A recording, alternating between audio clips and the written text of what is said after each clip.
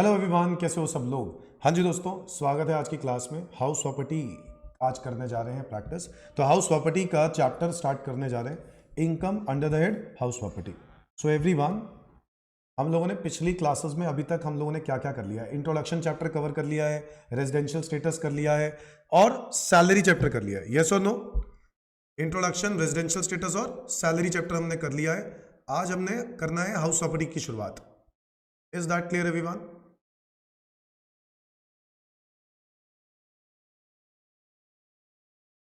तो house property का जो सेक्शन है वो कहां से चैप्टर कवर होता है, ठीक है।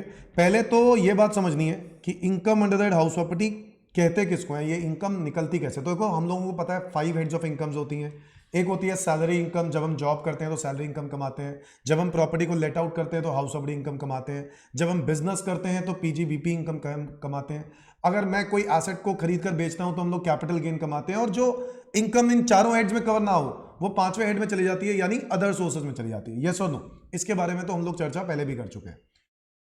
अभी हम लोग जो पहला सैलरी हेड करा वो एक बहुत बड़ा हेड था, है ना। और प्लीज प्रैक्टिस करो और टेस्ट वगैरह भी दो। मुझे मुझे आपके मैसेज आने चाहिए कि हाँ, टेस्ट के लिए सर आप मुझे बताओ कि मैंने कब देना है टेस्ट, ठीक है। तो आप लोग मुझे मैसेज करो। अब हम लोग जो चैप्टर कर रहे हैं ना, हाउस प्रॉपर्टी, इसमें हम प्रॉपर्टी को लेट आउट करते हैं।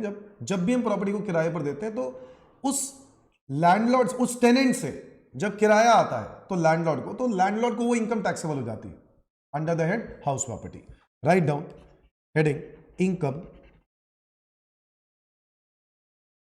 Under the head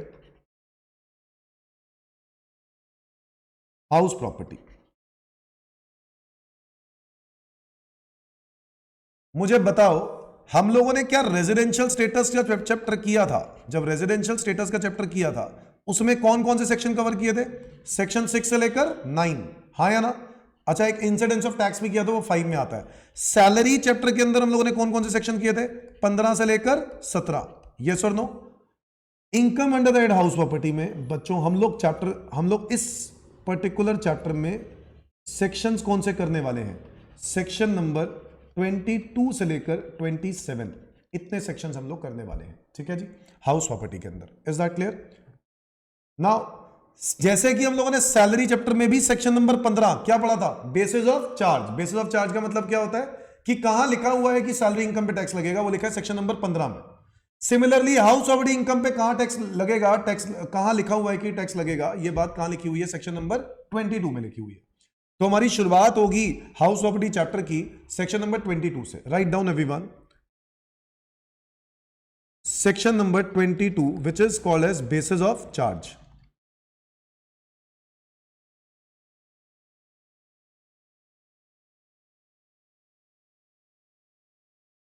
basis of charge का मतलब है कि हाउस प्रॉपर्टी इनकम पे टैक्स लगेगा, उसके बारे में कहीं लिखा तो होगा ना, वो बात सेक्शन नंबर 22 में लिखा है।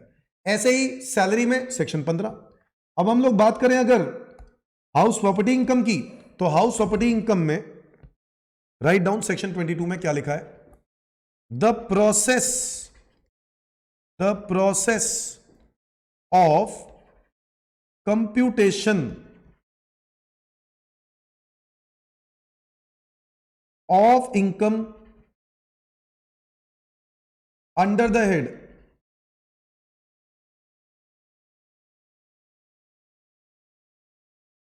Income from house property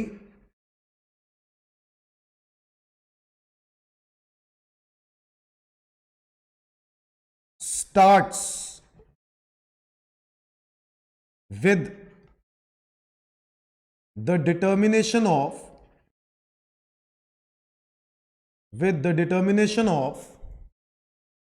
annual value, with the determination of annual value of the property, and the method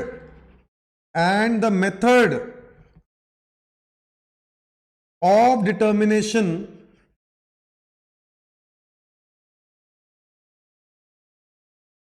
is laid down in section number 23. क्या कहता है ये सेक्शन? सेक्शन 22 कहता है कि जो income under the head house property है, ये जो हेड है इनकम फ्रॉम हाउस प्रॉपर्टी, इसकी स्टार्टिंग होती है एनुअल वैल्यू से। हमें सबसे पहले फाइंड आउट करना होता है एनुअल वैल्यू, ये फाइंड आउट करना होता है, determination of annual value of the property and the method of determination is laid down in section number 23, कि इसकी मेथड जो कि कैसे इसको कंप्यूट करना है उसके बारे में सेक्शन नंबर 23 में लिखा है। Is that clear everyone? तो हम लोग सेक्शन 23 में उसके मेथड के बारे में बात करेंगे, यानी उसकी प्रैक्टिकलिटी के बारे में बात करेंगे सेक्शन नंबर 23 में। Is that clear? बढ़ते हैं आगे, नेक्स्ट पैराग्राफ में लिखो,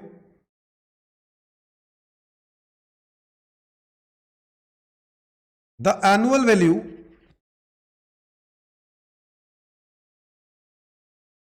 ऑफ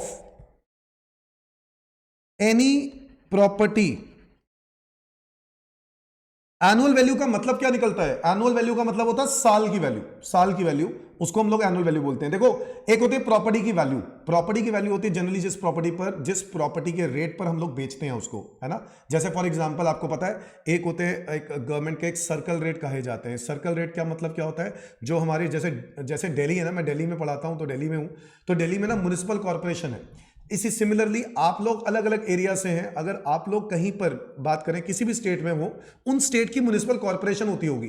तो वो जो म्युनिसिपल कॉर्पोरेशन है, वो म्युनिसिपल कॉर्पोरेशन को बताया गया है, बोला गया है कि आप लोग प्रॉपर्टीज की वैल्यू फाइंड आउट करो, उसको बोलते हैं सर्कल रेट। क्या बोलते हैं? Circle rate. ये लोग स्क्वायर फीट के हिसाब से रेट बता देते हैं कि यस इस जगह की इतनी है। वो जो प्रॉपर्टी की वैल्यू, वो प्रॉपर्टी की वैल्यू है प्रॉपर, कि कितने का बेचा गया, वो एनुअल वैल्यू नहीं है। एक एनुअल वैल्यू भी होती है जो कि गवर्नमेंट ही बताती है, वो भी म्युनिसिपल वैल्यू होती है। म्युनिसिपल वाले, म्युनिसिपल कॉर्पोरेशन वाले ये वाली वैल्यू भी बताते हैं, ठीक है।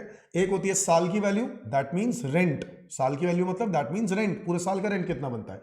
और एक होती है पूरे प्रॉपर्टी की वैल्यू, जिसको हम लोग सर्कल रेट भी बोलते हैं। Is that clear? The annual value of any property comprising of building और land connected with building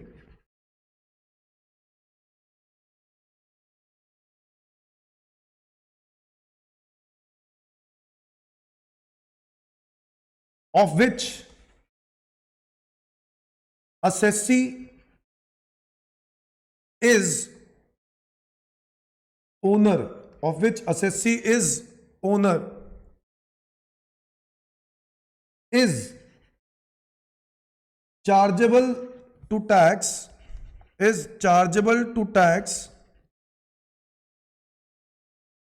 under the head income from house property।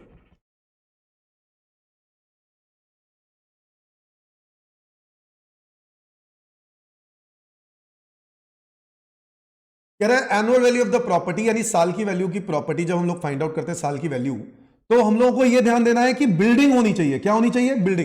Building होनी जरूरी है। क्योंकि देखो, प्रॉपर्टी और हाउस प्रॉपर्टी में क्या फर्क होता है भाई? जहां बिल्डिंग होती है वो हाउस प्रॉपर्टी है, जहां बिल्डिंग नहीं है वो हाउस प्रॉपर्टी नहीं है। समझ गए ना मेरी बात? The annual value of any property comprising of building, तो बिल्डिंग शुड बी देयर।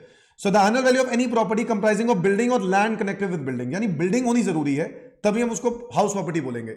मुझे एक बात बताओ, मेरे पास एक खाली लैंड पड़ी है, तो क्या है वो लैंड को हाउस प्रॉपर्टी बोल देंगे? नहीं, उसको सिर्फ प्रॉपर्टी बोलेंगे, हाउस प्रॉपर्टी नहीं। The annual value of any property which comprises of building और land connected with building of which assessee is owner, यानी ओनर होना जरूरी है। बोलो हाँ या ना? क्या ये बात समझ में आती है? प्रॉपर्टी का मालिक होना जरूरी है, यानी अगर अपने प्रॉपर्टी खुद किराए पर ली है और अगर किराए पर आगे देते हो, तो क्या वो हाउस प्रॉपर्टी इनकम में आती है? नहीं, प्रॉपर्टी के मालिक होने चाहिए आप। क्या होने चाहिए? मालिक। Is that clear? So which assessee is the owner is chargeable to tax under the head income from house property. Is that clear? Now there are some exceptions as well. जो इस बात से relate करते हैं. Write down exceptions.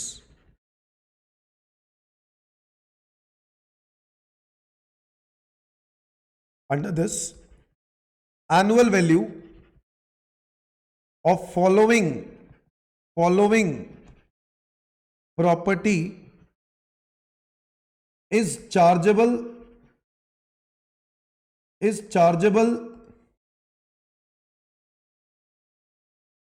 under the head PGBP. मैं जो अभी आपके साथ डिस्कस करने वाला हूं, जो एक्सेप्शंस में बताने वाला हूं, वो इनकम हाउस प्रॉपर्टी में टैक्सेबल ही नहीं होती। कहां टैक्सेबल होती है? पीजीबीपी में। सो ये जो मैं फॉलोइंग प्रॉपर्टीज के बारे में बात करने जा रहा हूं, पीजीबीपी हेड में टैक्सेबल होंगी। क्यों होगी? आओ जरा देखते हैं। First, when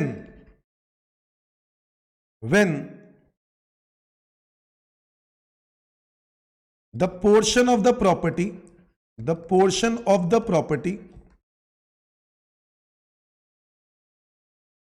is occupied by assessee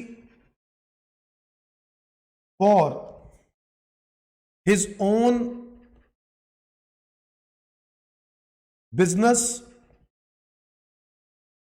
or profession, for his own business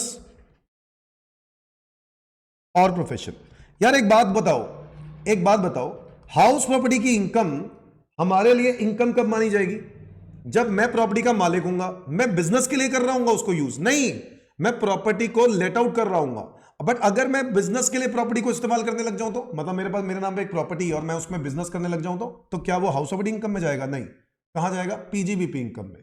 उससे जो कमाई होगी वो पीजीबीपी इनकम में जाएगा। यस और no? So when the portion of the property, यानी पोर्शन मतलब जरूरी नहीं है पूरी, फुली भी हो सकती है, पोर्शन भी हो सकता है। When the portion of the property is occupied by assessee for his own business और प्रोफेशन, तो बताओ ये इनकम कहां जाएगा? Income under the head PGBP में जाएगा। Number 2, when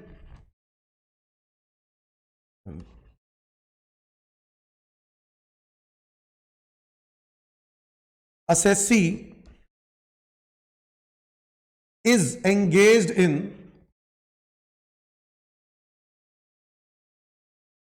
let out of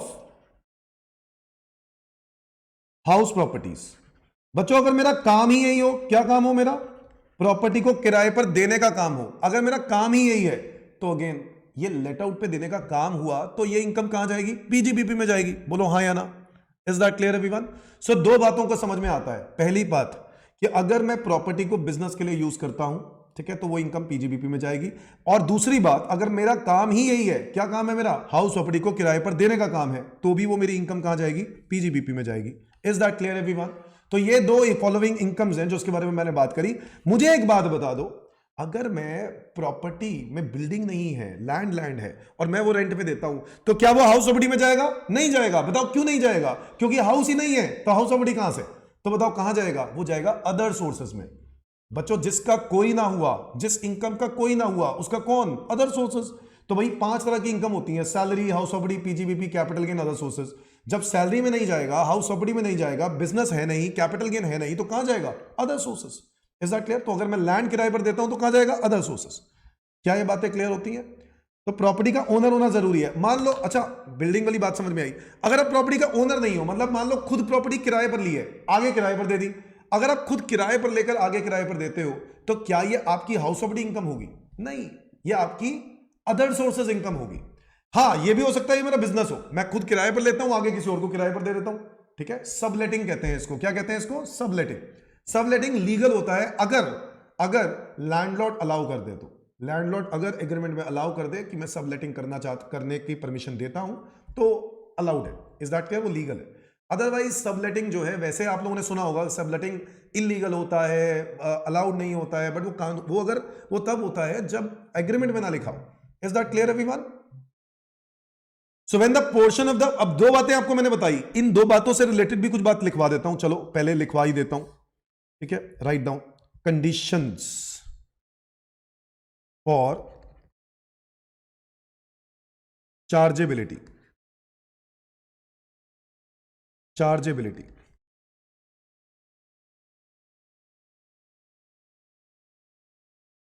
अब बताओ कंडीशंस फॉर चार्जेबिलिटी ये कहां से उठ के आई?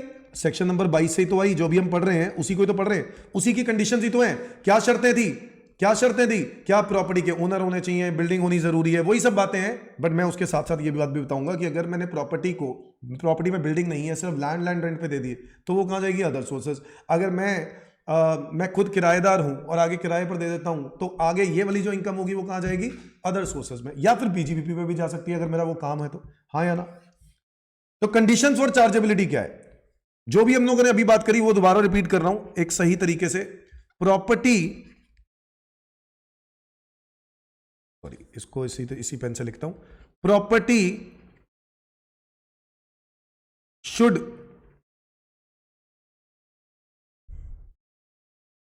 consist of any building or land connected thereto. Is that clear everyone? यानी बिल्डिंग होनी जरूरी है, yes or no? बट इसका एक पॉइंट लिखो, नोट लिखो एक बहुत important, that rent of vacant land, अगर मैं खाली लैंड को किराए पर देता हूं, is chargeable under the head other sources. मैंने आपको बताया सिर्फ लैंड किराए पर देता हूं तो प्रॉपर्टी है ना, हाउस प्रॉपर्टी तो है ही नहीं, हाउस तो है ही नहीं उसके अंदर, तो rent of vacant land is chargeable under the head other sources. और पीजीबीपी में भी जा सकता है, बताओ कब? अगर मेरा ये काम हो, क्या काम हो? लैंड को किराए पर देने का काम हो। अगर मेरा ये काम है तो पीजीबीपी, नहीं है तो अदर सोर्सेस। तो rent of vacant land is chargeable under the head other sources और the PGBP, which ever the case may be, is that clear everyone? Note कर लो।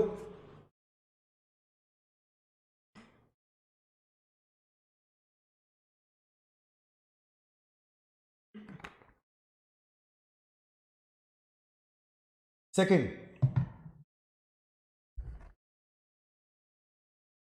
assessee must be owner of the house property. assessee house property का क्या होना चाहिए? Owner होना चाहिए। Is that clear? assessee क्या होना चाहिए? प्रॉपर्टी का ओनर होना चाहिए। ओके, assessee प्रॉपर्टी का मालिक होना चाहिए। यानी अगर मैं खुद किराए पर लेता हूं और आगे किराए पर देता हूं तो वो रेंट जो है वो हाउस प्रॉपर्टी में नहीं जाएगा, हाँ या ना? तो मैं ओनर होना जरूरी है, यस और नो? तो इसके बारे में भी लिखेंगे एक note, that if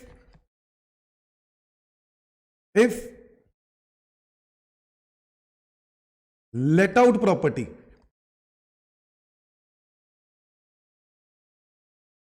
has been sublet to any other person, मैंने उसको क्या कर दिया? सबलेट कर दिया। then such subletting receipt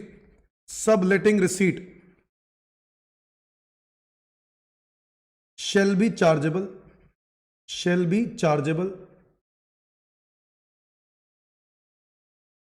under the head other sources और PGBP as the case may be। बोलो हाँ या ना?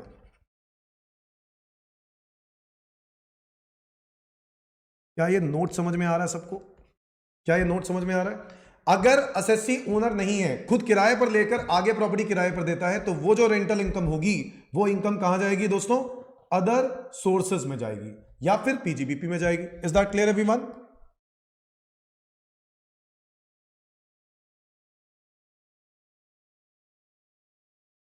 ठीक है, तो ये दो बातें। इसके अलावा तीसरी कंडीशन क्या है? तीसरी कंडीशन, थर्ड, असेसी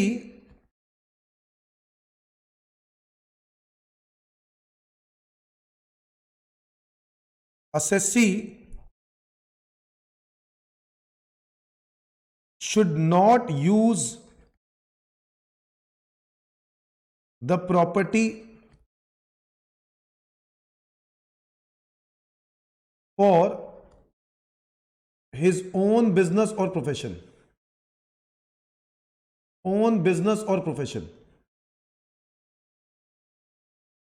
असेसी को ये प्रॉपर्टी अपने बिजनेस या प्रोफेशन के लिए यूज नहीं करनी चाहिए, क्योंकि अगर उसने अपने बिजनेस या प्रोफेशन के लिए यूज कर ली तो वो इनकम कहां जाएगी दोस्तों? पीजीबीपी में जाएगी, हाउस प्रॉपर्टी में नहीं जाएगी। इसके बारे में तो हम लोगों ने पहले भी पढ़ लिया। तो क्या ये बातें तीनों कंडीशन समझ में आती हैं? ये तीनों शर्तें पूरी होंगी तो ही हमारी हाउस प्रॉपर्टी इनकम कैलकुलेट होगी और हाउस प्रॉपर्टी हेड में वो टैक्सेबल होगी, वरना वो टैक्सेबल नहीं होगी। क्या ये बात क्लियर होती है दोस्तों? तो सेक्शन नंबर 22 में 3 शर्तें। पहली, प्रॉपर्टी के आप क्या होने चाहिए? ओनर होने चाहिए। नंबर 2, आप बिल्डिंग होनी जरूरी है उस प्रॉपर्टी में। नंबर 3, आप बिजनेस के लिए उसको यूज नहीं कर सकते। ये तीनों बातें ध्यान रखनी है, ठीक है। और उसके बाद हम लोग स्टार्ट करते हैं अपनी इनकम कैलकुलेट करना, जो हम लोगों ने पढ़ना है कहां से? सेक्शन नंबर 23 से। Section number 23 which is annual value.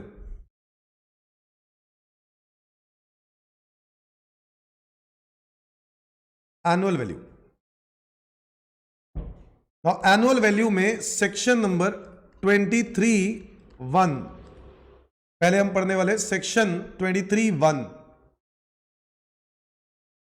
Annual value of let out house property. Annual value of let out house property, section 23(1). हम 23 अब आने वाले क्लासेस में चर्चा करने वाले हैं। 23(1) जो है वो है about let out house property. House property दो तरह की होती है दोस्तों, एक लेट आउट जब मैं किराए पर दे देता हूं, और एक सेल्फ ऑक्यूपाइड, अगर मैं किराए पर नहीं देता हूं, खुद रहता हूं उस प्रॉपर्टी में, उसको हम सेल्फ ऑक्यूपाइड बोलते हैं। Is that clear? So section 23(1) is about let out house property, अगर मैं प्रॉपर्टी को किराए पर देता हूं तो ऐसे केस में गवर्नमेंट कहता है कि हम लोग तुम्हारी बताई हुई रेंटल इनकम पे टैक्स नहीं लगाएंगे, क्योंकि तुम लोग जो बता रहे हो वो तो गलत भी हो सकती है। अच्छा, हाँ गलत भी हो सकती है, क्योंकि तुम तो जान के कम भी बताओगे ना यार। तुम तो अपने लैंडलॉर्ड को, अपने टेनेंट से बात कर लोगे, टेनेंट को बोलोगे भाई तू एक काम कर, तू मुझे कैश में रेंट दे दिया अगर, ठीक है, ऐसे करके, और या कुछ अमाउंट रेंट कैश में दे दिया अगर, कुछ चेक से दे दिया अगर, ऐसा करके आप अपना टैक्स बचा सकते हो। बोलो हाँ या ना? ऐसा करके आप अपना टैक्स बचा सकते हो। तो गवर्नमेंट को ये लगता है कि आप ऐसी कुछ प्लानिंग करोगे, इसी वजह से गवर्नमेंट ने कहा तुम्हारी बताई हुई रेंटल वैल्यू के ऊपर भी डिपेंड करेगा, और भी वैल्यूज को कंसिडर किया जाएगा।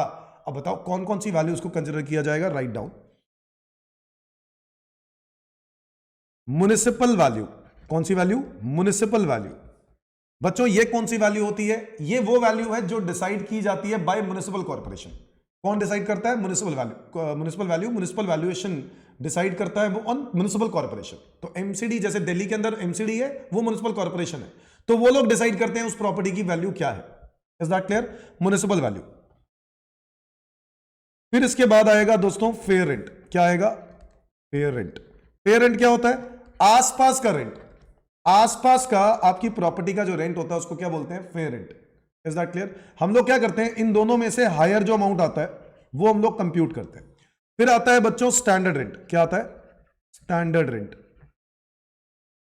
ये स्टैंडर्ड रेंट क्या चीज है? स्टैंडर्ड रेंट क्या है कि एक लास्ट रेंट है, मिनिमम रेंट है।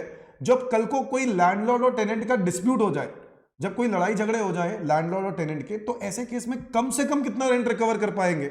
लैंडलॉर्ड रेंट से कितना रेंट मिनिमम रिकवर कर पाएगा as per rent control act. कौन सा एक्ट? Rent control act. बच्चों रेंट कंट्रोल एक्ट, हर स्टेट के अंदर एक नया अलग अलग कानून है रेंट कंट्रोल एक्ट के नाम से। तो दिल्ली है तो दिल्ली का दिल्ली रेंट कंट्रोल एक्ट है, हरियाणा का हरियाणा रेंट कंट्रोल एक्ट है, यूपी का यूपी रेंट कंट्रोल एक्ट है। इस तरीके से बहुत सारे रेंट कंट्रोल एक्ट हैं, ठीक है।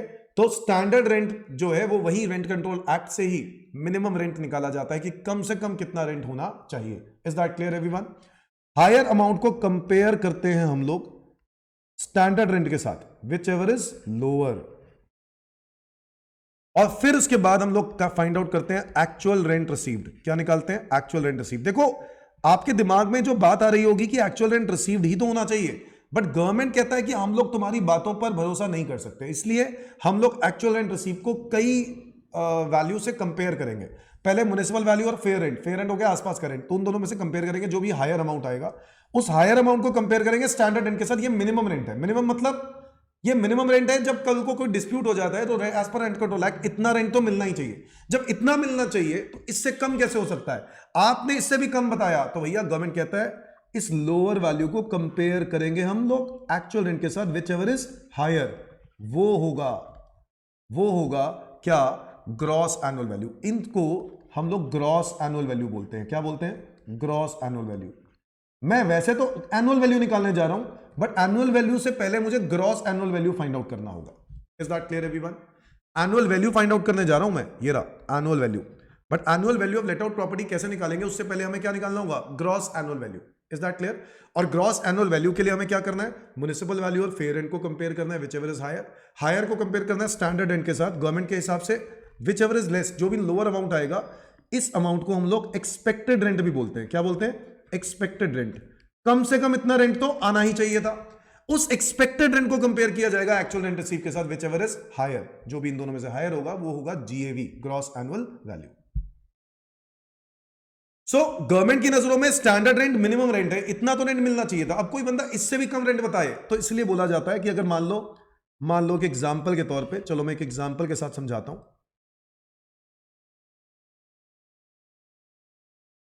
मान लो कि एग्जांपल के तौर पे म्युनिसिपल वैल्यू प्रॉपर्टी की 6 लाख रुपए है, ठीक है, फेयर रेंट प्रॉपर्टी की 8 लाख रुपए है। Is that clear? Standard rent property की 5 लाख रुपए है, ठीक है, और एक्चुअल रेंट तो आपने ना बहुत ही कम बताई हुई है, 2 लाख रुपए। मतलब ऐसे केस में आप तो रेंट जानबूझ के 2 लाख बताया ताकि आपको टैक्स कम से कम देना पड़े, तो गवर्नमेंट ने क्या किया, गवर्नमेंट ने हथकंडा अपनाया, 1 2 3 4, गवर्नमेंट कह रहा है हमें तुम पे भरोसा नहीं है, एमबी और FR whichever is higher, कितना आएगा, 8 लाख। 8 लाख और 5 lakh whichever is less, 5 lakh. 5 lakh और 2 lakh whichever is higher, 5 lakh.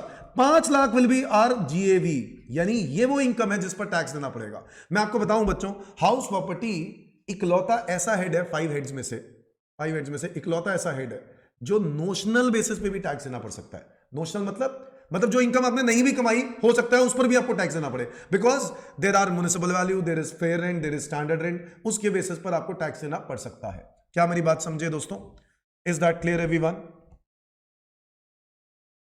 Now हमें समझना जरूरी है, मैंने तो आपको ये बता दिया कि एमबी क्या होता है, एफआर क्या होता है। एमबी मतलब म्युनिसिपल वैल्यू, एफआर क्या होता है। मैं इसके बारे में थोड़ा सा लिखवा भी देता हूं कि एमबी एफआर का मतलब क्या है, म्युनिसिपल वैल्यू का मतलब क्या है। तो राइट डाउन, मीनिंग लिखते हैं, ऊपर लिखते हैं मीनिंग्स, मीनिंग लिखते हैं हेडिंग में, मीनिंग। पहला लिखते हैं मीनिंग किसका, म्युनिसिपल वैल्यू का। म्युनिसिपल वैल्यू का मतलब है the value of house property, the value of house property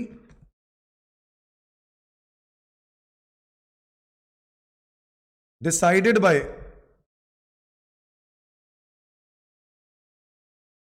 local municipal corporation, local municipal corporation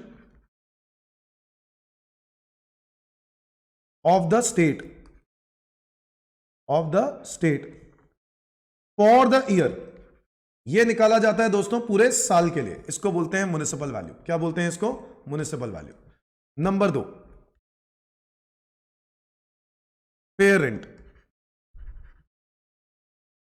fair rent कहता था the rent of similar property, the rent of similar property in similar location, rent of similar property in similar location is called as fair rent. उसको हम लोग fair rent कहते हैं, जो rent similar property का similar location में होता है उसको हम लोग बोलते हैं फेयर रेंट, मतलब आसपास का rent. Is that clear? Next लिखते हैं third, standard rent. Standard rent के बारे में भी थोड़ा बहुत लिख लेते हैं, राइट डाउन। स्टैंडर्ड रेंट मतलब minimum rent, minimum rent which can be recovered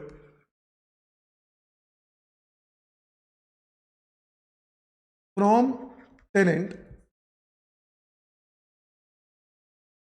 at the time of dispute, at the time of dispute। ये वो मिनिमम रेंट है जो रिकवर किया जा सकता है टेनेंट से at the time of dispute, as per कौन सा एक्ट बोलता है ये, as per rent control act. कौन सा एक्ट है? Rent control act. और मैंने बोला ना हर स्टेट में अलग एक्ट है और ये एक्ट के रेंट रिवाइज होते रहते हैं, हर साल रेंट रिवाइज होते रहते हैं, तो इसलिए इसका साथ ईयर नहीं लगाया जाता क्योंकि ईयर चेंज होते रहता है, कभी 2006 है, 2008 है, 2010 है, 2011, हर साल, एवरी ईयर। सो एक म्युनिसिपल वैल्यू, फिर आ गया फेयर रेंट, फिर आ गया standard rent. Is that clear everyone? मुझे एक बात बताओ, प्रैक्टिकली क्या प्रैक्टिकली एक ऑफिसर को जब पता चलेगा कि आप वैल्यू कम बता रहे हो, तभी तो वो जाके आपकी वैल्यूज को कंपेयर करेगा। या फिर आप हर साल आईटीआर में अपनी एक्चुअल रेंट के साथ साथ एमबीएफआर एसआर की रिसर्च करके पूरी लिखते हो? नहीं लिख सकते हो यार मेरे को अगर मैंने प्रॉपर्टी किसी को रेंट पे दिया है तो क्या मैं गवर्नमेंट को एमवी बताऊंगा? मेरे को मतलब फाइंड आउट करना पड़ेगा एमवी क्या है मेरे को आसपास का फेयर रेंट भी पता करना पड़ेगा, मुझे एसआर भी पता करना पड़ेगा। मैं क्यों बताऊंगा? ये नहीं बताऊंगा। तो फिर प्रैक्टिकली ये चीज कब आएगी? ये प्रैक्टिकली तब जाएगी जब असेसिंग ऑफिसर को शक लगता है कि आप एक्चुअल रेंट वाकई में बहुत कम बता रहे हो। तब हम लोग असेसिंग ऑफिसर, मैं नहीं, हम लोग असेसिंग ऑफिसर, ये ऑफिसर क्या करेगा? आके तुम्हारी तीनों वैल्यूज के साथ कंपेयर करेगा, तब चेक करेगा कि तुम्हारा रेंट कितना कम है। Is that clear? उस बेसिस पर तुमसे टैक्स लेगा। क्या मेरी बात समझे? क्या मेरी बात समझे? अब मुझे एक बात और बताओ सर, अगर इन तीनों में से, अब देखो एक्चुअल रेंट तो पता ही है ना आपको क्या होता है। एक्चुअल रेंट रिसीव का मतलब है जितना रेंट रिसीव हुआ, ठीक है।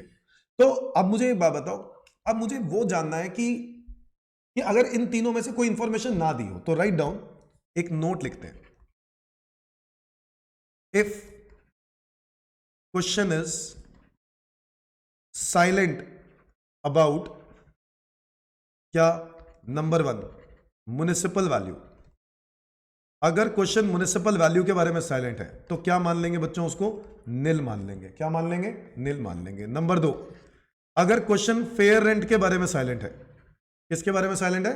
फेयर रेंट के बारे में साइलेंट है, तो ऐसे केस में हम लोग उसको निकालते हैं। कैसे निकालते हैं? Actual rent per month, actual rent per month multiply by number of months of ownership, number of months of ownership. हर महीने का rent multiply by number of months of ownership, ठीक है। उससे आ जाता है हमारी प्रॉपर्टी का फेयर रेंट।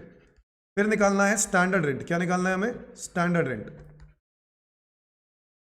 स्टैंडर्ड रेंट के बारे में अगर क्वेश्चन में कुछ ना गिवन हो, अगर स्टैंडर्ड रेंट के बारे में कुछ ना गिवन हो, तो हम लोग उसको नॉट एप्लीकेबल मानेंगे। क्या मानेंगे? Not applicable. Now what is the difference between nil and not applicable? भाई म्युनिसिपल वैल्यू निल है, मैंने इस नॉट एप्लीकेबल क्यों बोला? फेयर रेंट तो मैं निकालना पड़ेगा, चलो निकाल लूंगा मैं, ठीक है। स्टैंडर्ड रेंट क्या निकालने के लिए नॉट एप्लीकेबल लिख रहा है। नॉट एप्लीकेबल का मतलब है उसको कंपेयर ही नहीं करेंगे, बिकॉज अगर मैं स्टैंडर्ड रेंट को 0 ले लूंगा ना, तो भाई साहब आखिरी वाला जो एक्चुअल रेंट रिसीव होगा वही तो आंसर आ जाएगा। कैसे? क्योंकि स्टैंडर्ड रेंट 0 का मतलब है विच एवर इज लेस। जब हम लोग करते हैं municipal value fair and compare करने के बाद विच एवर इज हायर आ गया, हायर के बाद स्टैंडर्ड से कंपेयर करेंगे विच एवर इज लेस, तो 0 ही हो जाएगा। तो 0 को कंपेयर करेंगे एक्चुअल रेंट के साथ विच एवर इज हायर, तो फिर तो हमेशा एक्चुअल रेंट ही आंसर आएगा। तो स्टैंडर्ड रेंट नॉट एप्लीकेबल क्या सही क्राइटेरिया है? नहीं। स्टैंडर्ड रेंट सॉरी निल सही क्राइटेरिया है? नहीं। तो इसलिए स्टैंडर्ड रेंट के बारे में नॉट एप्लीकेबल लिखना है। क्या लिखना है? Not applicable. क्या मेरी बात समझे? तो प्रैक्टिकली तो यार पता ही होगा, प्रैक्टिकली तो असेसिंग ऑफिसर को पता होगा। अब बताओ प्रैक्टिकली असेसिंग ऑफिसर को कब नहीं पता होगा? जब रेंट कंट्रोल एक्ट किसी बाउंड्री के बारे में बताता है, किसी एरिया के बारे में बताता है, वो उस घर जो है वो उस एरिया के बाहर है और किसी और म्युनिसिपल कॉर्पोरेशन के बॉर्डर में भी नहीं है, मतलब बीच में कोई गांव है, गांव में है, तो ऐसे केस में हो सकता है कि standard rent not applicable. Is that clear? But otherwise हमेशा प्रैक्टिकली बात करें तो दिया होगा, बट प्रैक्टिकली सॉरी पता ही होगा। बट एग्जाम में क्वेश्चन आ सकता है इन तीनों के बारे में, कोई भी इंफॉर्मेशन साइलेंट, तब क्या करना है उसके बारे में बता रहा हूं। Is that clear? नाउ हमें सबसे पहले तो ये सीखना है कि जीएवी कैसे निकालना है। तो मैंने जीएवी आपको निकालना सिखाया, जीएवी निकालना सिखाया, तो सबसे पहले जीएवी निकालना सीख रहे हैं, ठीक है। अब जीएवी के लिए एक क्वेश्चन दिखाता हूं मैं आपको। ये देखो, Mr. Sumit owns 4 houses in Delhi, details of which are as under. Municipal value, fair rent, standard rent, actual rent ये दिया हुआ है। तो बताओ कैसे करेंगे? हाउस 1 20 और 24 whichever is higher, 24 और 16 whichever is less, 16 और 18 whichever is higher, 18। तो मेरा आंसर आ गया 18। ये आ गया जीएवी। क्वेश्चन ने बोला जीएवी फाइंड आउट करो, तो लो जी जीएवी। हाउस 2 24 और 24 whichever is higher, 24 और 24 whichever is less, 24 और 36 whichever is higher, 36। आ गया मेरा जीएवी। हाउस 3 36 और 40 whichever is higher, 40 और 50, 40 और 50 whichever is less, 40 और 48 whichever is higher, 48। आ गया मेरा आंसर। हाउस 4 42 और 42 whichever is higher, 42 और उसके बाद नॉट एप्लीकेबल लिखा है। इसका मतलब है डायरेक्टली हमें एक्चुअल रेंट के साथ कंपेयर करना है, whichever is higher। क्योंकि मैंने बताया लोअर करने का मतलब ही नहीं बनता कि लोअर तो स्टैंडर्ड रेंट के साथ करना था और वो है नहीं, तो नॉट एप्लीकेबल लिखा है। तो 42 और 36 whichever is higher, हायर करेंगे तो 42 आएगा। इज दैट क्लियर अभी बात? क्या एग्जाम में ऐसे क्वेश्चन आते हैं? ना बाबा ना, ये एग्जाम में क्वेश्चन आने वाले थोड़ी ना है, ये तो ऐसे ही प्रैक्टिस है। ठीक है, ये तो जीएवी की प्रैक्टिस है। Is that clear everyone? आगे बढ़ते हैं, जीएवी के और भी चर्चा करेंगे। ना क्वेश्चन नंबर 2 देखो, mister Ranjit owns a house property, municipal valuation दिया हुआ है 1,45,000, फेयर रेंट दिया है 1,36,000, स्टैंडर्ड रेंट दिया है 1,24,000। It is let out through out the previous year, पूरे साल किराए पर गई है प्रॉपर्टी, रेंट बीइंग 8,000 रुपए महीना up to November 15, 2023 and 14,000 per month there after. ठीक है, the property is transfer by Ranjit to Sumit on 31 जनवरी 2024। रंजीत ने प्रॉपर्टी सुमित को ट्रांसफर कर दी है, ठीक है, 31 जनवरी 2024 को। Find out the GAV of the property in the hands of Ranjit for the assessment year 24-25। Is that clear everyone? Ranjit ने सुमित को प्रॉपर्टी बेच दी है। मुझे एक बात बताओ, हम लोगों ने रंजीत की इनकम फाइंड आउट करनी है, तो प्रॉपर्टी का मालिक रंजीत इस साल में कितने महीने हैं? 31 जनवरी को उसने प्रॉपर्टी बेच दी, तो बताओ रंजीत कितने टाइम के लिए मालिक है प्रॉपर्टी में? बोलो 10 महीने के लिए। तो क्या मेरी जो म्युनिसिपल वैल्यू है ये तो पूरे साल की दी होगी, क्या ये पूरे साल की हमें कंपैरिजन में लेके आनी चाहिए, 10 महीने के लेके आनी चाहिए? 10 महीने के लेके आनी चाहिए। फेयर रेंट ये भी 10 महीने का लेके आना चाहिए, स्टैंडर्ड रेंट ये भी 10 महीने का लेके आना चाहिए। बताओ क्यों बोल रहा हूं मैं ऐसा? क्योंकि देखो रेंट भी 10 महीने का है, और दूसरा एक और बात यहां पर जरूरी है कि आपने प्रॉपर्टी के ओनर ही नहीं हो, तो बाकी के 2 महीने हैं उसका जो म्युनिसिपल वैल्यू होगा, वो जो ये 12 महीने उसमें से 10 महीने आप यहां डाल दोगे और 2 महीने का म्युनिसिपल वैल्यू कहां डालोगे? सुमित के लिए निकालोगे। पेयर रेंट भी 2 महीने का सुमित के लिए, स्टैंडर्ड रेंट भी सुमित के लिए 2 महीने का। बोलो हाँ या ना? समझ गए ना मेरी बात? तो हमें 10 महीने में इसको कन्वर्ट करना होगा। क्वेश्चन नंबर 2 को आओ स्टार्ट करते हैं। क्वेश्चन नंबर 2 हमें फाइंड आउट करना है जीएवी, कंप्यूटेशन ऑफ जीएवी। तो मैं आपको प्रेजेंटेशन भी बता रहा हूं कि किस तरीके से प्रेजेंट करना है अगर क्वेश्चन ऐसा आता है तो। कंप्यूटेशन ऑफ जीएवी, वैसे तो ये क्वेश्चन भी नहीं आने वाला, बट स्टिल जीएवी एक शुरुआत है, बेसिक्स। तो बेसिक्स में तो आपको इसी तरीके से करना होगा जैसे मैं आपको बताने वाला हूं। आपको एक ही प्रॉपर्टी दी हुई है तो मैं इसको कन्वर्ट कर लूंगा। मैं एक तरफ इसको इस तरीके से शो कर देता हूं कि भाई ये है 12 महीने की वैल्यू, ठीक है, मुझे उसको किस वैल्यू में कन्वर्ट करना है? 10 महीने में कन्वर्ट करना है ना। तो मैं इसको क्या करता हूं, ये 10 महीने का मैंने लिख दिया, या मैं इसको 10 महीने इधर ही लिखता हूं, ठीक है, 10 महीने, ये लो, ये आ गया 10 महीने का, ठीक है। अब मुझे बताओ सबसे पहले मुझे क्या चाहिए? ये तो हो गया पर्टिकुलर्स, ये क्या हो गया? पर्टिकुलर्स। मुझे बताओ सबसे पहले मुझे क्या चाहिए? मुझे चाहिए म्युनिसिपल वैल्यू। क्या चाहिए? Municipal value. बताओ म्युनिसिपल वैल्यू मुझे पूरे साल का दिया हुआ है 1,45,000, बट मुझे तो 10 महीने का चाहिए, तो मैं क्या 145 को 10 महीने में कन्वर्ट कर सकता हूं? कैसे करूंगा? डिवाइडेड बाय 12 मल्टीप्लाई बाय 10, तो ये हो गया 1,20,833। पेरेंट, फेयर रेंट बताओ कितना दिया हुआ है? फेयर रेंट आपको दिया हुआ है, फेयर रेंट है 1,36,000, ये भी पूरे साल का दिया हुआ है, बट इसको भी 12 महीने का है, 10 महीने में कन्वर्ट करेंगे। कैसे करेंगे? डिवाइड बाय 12 मल्टीप्लाई बाय 10, कितना आएगा? 1,13,333 रुपए। बोलो हाँ या ना? थर्ड क्या करेंगे? हायर ऑफ 1 एंड 2, दोनों में से जो हायर होगा, 1 एंड 2 में से जो हायर होगा। मुझे क्या बताओ, ये वाला चाहिए? मुझे चाहिए ही नहीं ना, मैं तो इस महीने 10 महीनों में वाला देखूंगा ना। तो बताओ कितना आएगा? 1,20,833। मुझे बताओ फोर्थ क्या है? Standard rent. क्या चाहिए हमें? Standard rent. स्टैंडर्ड रेंट क्या क्वेश्चन में दिया हुआ है? हाँ दिया हुआ है ना। कितना दिया हुआ है स्टैंडर्ड रेंट? 1,24,000, ये पूरे साल का दिया हुआ है, मुझे इसको 10 महीने में कन्वर्ट करना है। तो कैसे करूंगा? डिवाइड बाय 12 मल्टीप्लाई बाय 10, ये आ गया 1,03,333 रुपए। 5 हो गया मेरा लोअर ऑफ 3 एंड 4। तो लोअर ऑफ 3 एंड 4 इसका मतलब कितना आएगा? 1,03,333 रुपए। और पॉइंट नंबर 6 ये आ गया मेरा एक्चुअल रेंट। क्या आएगा ये मेरा? Actual rent. और एक्चुअल रेंट मेरे को दिया हुआ है क्या? एक्चुअल रेंट मुझे दिया हुआ है 8,000 रुपए महीना, 8,000 रुपए महीना नवंबर 15 तक। तो नवंबर 15 तक 8,000 रुपए महीना क्या होगा? अप्रैल, मई, जून, जुलाई, अगस्त, सितंबर, अक्टूबर और नवंबर का आधा, यानी 7.5 महीने। बोलो अब बताओ, 14,000 रुपए का किराया हो गया 15 नवंबर के बाद। तो 15 नवंबर के बाद यानी आधा, नवंबर का आधा, दिसंबर, जनवरी, क्योंकि जनवरी के बाद तो बेच ही दिया ना, 2.5 महीने। हाँ या ना? तो 14,000 मल्टीप्लाई बाय 2.5, यस और नो? तो 10 महीने का हो गया। अब बताओ ये एक्चुअल रेंट कितना आया? 8,000 मल्टीप्लाई बाय 7.5, ये आ गया 60,000 प्लस 14,000 मल्टीप्लाई बाय 2.5, ये आ गया 35,000, तो टोटल आ गया 95,000। मुझे इंफॉर्मेशन की जरूरत ही नहीं है 12 महीने की, मेरे को करना क्या है निकाल के, क्योंकि क्वेश्चन में तो मुझे 10 महीने का ही चाहिए ना फाइनली। तो ये तो सिर्फ एक मतलब आप ये लगा लो ये वर्किंग थी 12 महीने, ये वर्किंग है। अब मुझे बताओ फाइनली क्या करना है, 7 क्या करना है मुझे फाइंड आउट करना है जीएवी। क्या फाइंड आउट करना है, जीएवी। और जीएवी कैसे आएगा, हायर ऑफ 5 एंड 6। तो 5 और 6 में से जो हायर होगा, बताओ क्या हायर है, 1,03,333 रुपए। तो ये आ गया मेरा जीएवी, ग्रॉस एनुअल वैल्यू। बताओ क्या मेरी बात समझ में आई, इसको हम बोलेंगे gross annual value. Is that clear everyone? तो इस तरीके से प्रेजेंटेशन होगी। हर बार क्वेश्चन 12 महीने 10 महीने वाला नहीं होगा, ठीक है। इस बार था तो ये 12 महीने करना पड़ा, अदरवाइज आप डायरेक्टली अमाउंट लिख सकते हो। Is that clear? तो ये था क्वेश्चन नंबर 2। अब क्या जीएवी खत्म हो गया? नहीं, कुछ और बातों का भी ध्यान देना होगा। Right down everyone. इसका नाम है अनरियलाइज्ड रेंट। इस टॉपिक का नाम है unrealised rent.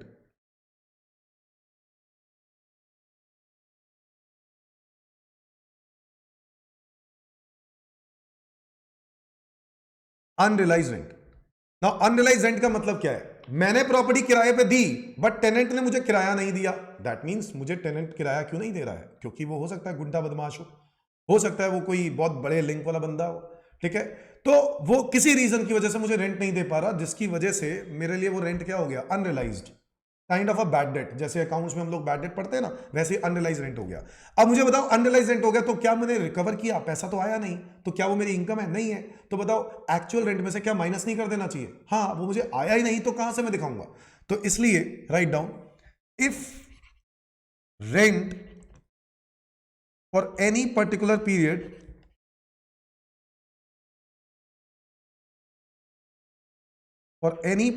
Period has not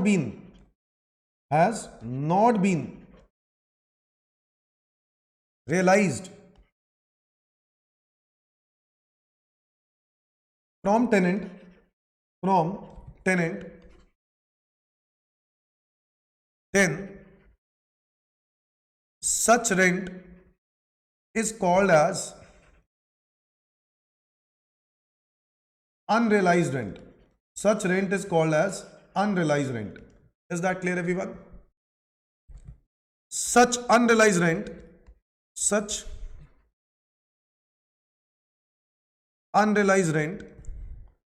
is deducted from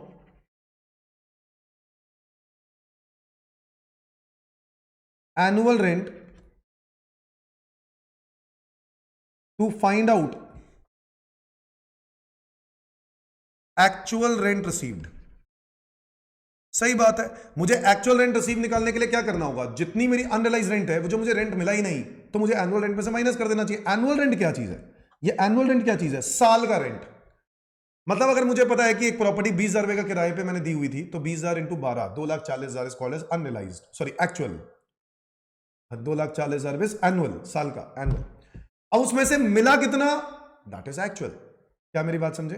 और जो मैंने माइनस कर दूंगा, वो क्या माइनस करूंगा, 240 में से जितना पैसा मुझे नहीं मिला। तो क्या मैं कह सकता हूं कि एक्चुअल रेंट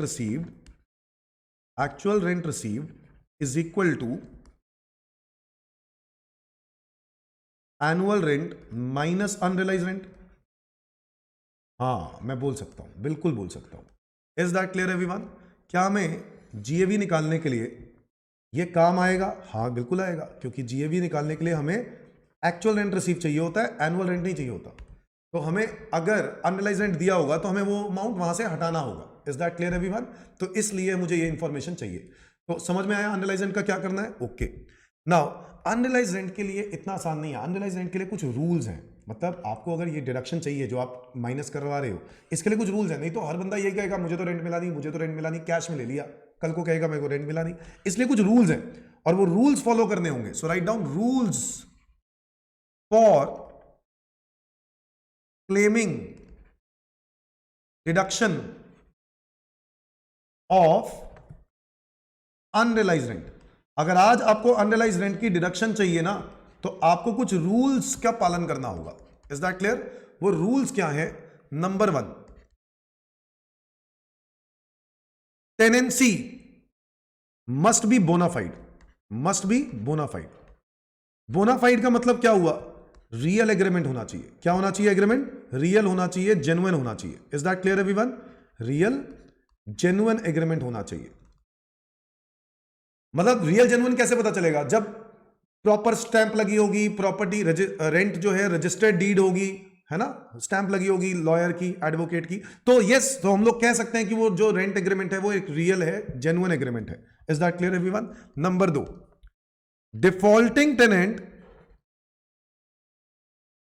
डिफॉल्टिंग टेनेंट, अच्छा इसको रूल 4 कहते हैं, इनकम टैक्स रूल्स में रूल 4 कहते हैं। ये रूल 4 है, ठीक है, जो जिसके अंदर 4 रूल्स आते हैं। 4 रूल का नंबर भी 4 है और इसके अंदर 4 रूल आते हैं, ठीक है। और ये 4 रूल्स जो होते हैं ना, ये 4 रूल्स सेटिस्फाई करने होते हैं। अनरियलाइज्ड रेंट की अगर डिडक्शन चाहिए, जैसे मैं कर रहा हूं ऊपर, annual rent minus unrealised rent, अगर वो मुझे चाहिए तो उसको करने के लिए मुझे ये शर्तें पूरी करनी होंगी। मेरी सेकंड शर्त है, defaulting tenant has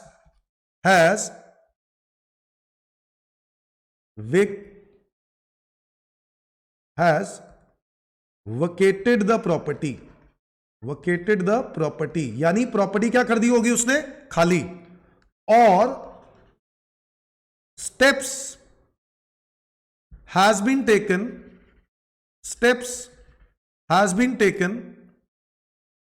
to compel him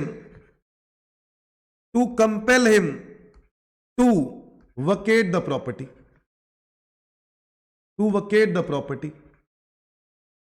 क्या मेरी बात समझे? मैं अगर चाहता हूं कि मेरी प्रॉपर्टी डिफॉल्टिंग टेनेंट क्या कर दे? खाली। ऑब्वियसली यार, अगर वो डिफॉल्टर है, टेनेंट ने मुझे रेंट नहीं दिया, तो मैं उसको क्या सर पे बिठाऊंगा? भाई रेंट दिया नहीं है तो इसको क्या करवाऊंगा? प्रॉपर्टी खाली करवाऊंगा। अगर उसने प्रॉपर्टी खाली कर दी होगी, या फिर अगर खाली नहीं करवा पाए हो तो आपने कुछ कोशिशें तो की होंगी, FIR दर्ज कराई होगी, स्टेप्स लिए होंगे कुछ प्रॉपर्टी को वकेट कराने के लिए, वो भी एविडेंस काफी होंगे। Number 3, defaulting tenant is not in occupation of any other property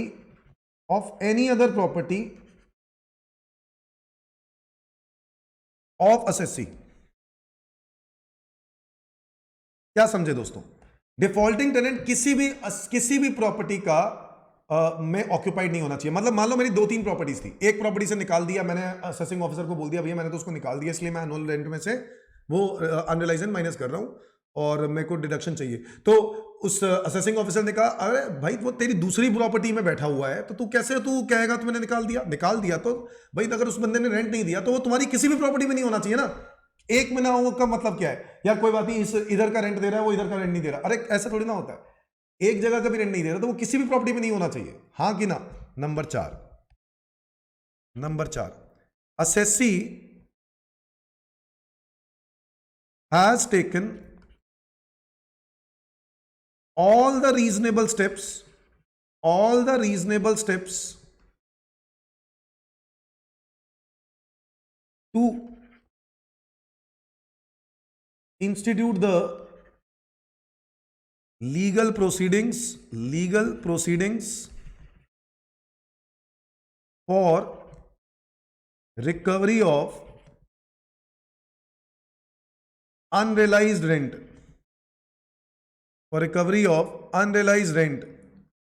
or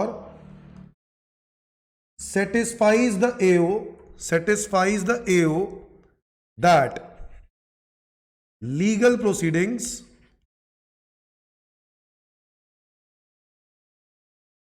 would be useless। क्या समझे? आपने स्टेप्स लिए होंगे, असेसी ने स्टेप लिए होंगे। कैसे स्टेप लिए होंगे? To institute the legal proceedings, आपने उसके अगेंस्ट कोई केस किया होगा। भाई आपने उसको रेंट, भाई ऐसा थोड़ी ना होता है कि रेंट अगर पेंडिंग है तो कोई बात नहीं, पेंडिंग ही रहने दो, रिकवर करने के लिए कुछ एक्शन भी तो लिया होगा ना। क्या किया होगा? लीगल नोटिस भेजा होगा, लीगल नोटिस के बाद वो कोर्ट में उसको बुलाया होगा, बोलो हाँ या ना। तो आपने क्या स्टेप्स लिए? या फिर आप असेसिंग ऑफिसर को ये प्रूव करवा दो, असेसिंग ऑफिसर कह दे हमें कि भैया नहीं, कोई फायदा नहीं है उसके अगेंस्ट लीगल प्रोसीडिंग लेने का, ठीक है। मतलब सेटिस्फाई करने का मतलब समझते हो? उसको ठीक है, बुरा मत मानना। तो उसको सेटिस्फाई करना है, इज दैट क्लियर? तो वो असेसिंग ऑफिसर अगर सेटिस्फाई हो गया तो ऐसे केस में आपको उस एनुअल रेंट में से अनरियलाइज्ड रेंट की डिडक्शन मिल जाएगी। मुझे बताओ, क्या ये 4 शर्तें समझ में आती हैं?